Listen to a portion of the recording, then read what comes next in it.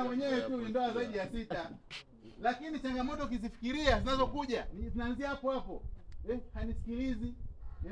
Hanisikilizi, hanishauri. Mimi nimekaa hapa ni mwezi wa 6 huu. Mwaka sasa hivi mwaka wa 3.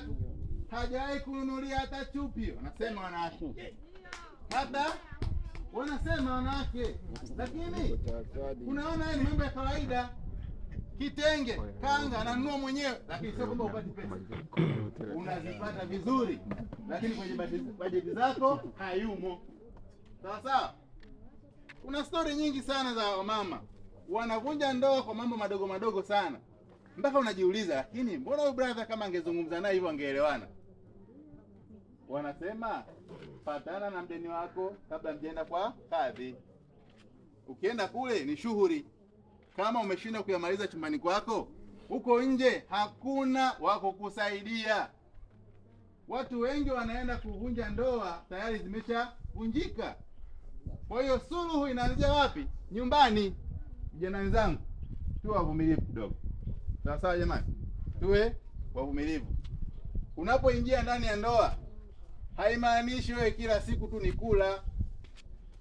Mama akiwa na udhuru, tuwe wasikivu.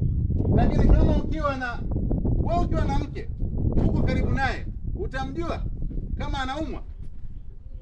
Wewe umeingia saa 6, umetoka saa 6 usiku. Umeingia saa 6 usiku, umetoka saa 9 alfajiri.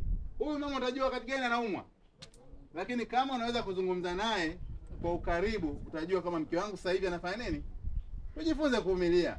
Haya maisha watu wengi wameharibu familia zao kwa sababu ya nini? Ya tamaa ndogo ndogo na kukosa uvumilivu. Sasa ndugu zangu jamani, ikiwa umeona kwenye hii ndoa yako usawa hakuna, kwenye ndoa yako hii amani hakuna, ukitaka kutoka kwenye ndoa, fuata utaratibu pia wa mujibu wa nini? Kwa mujibu wa sheria. Kwa sababu haki inapatikana kwa mujibu wa sheria na haki inatafutwa kwa mujibu wa sheria. Sawa sawa jamani? Kama umefunga ndoa, sasa kuna ndoa za aina ngapi?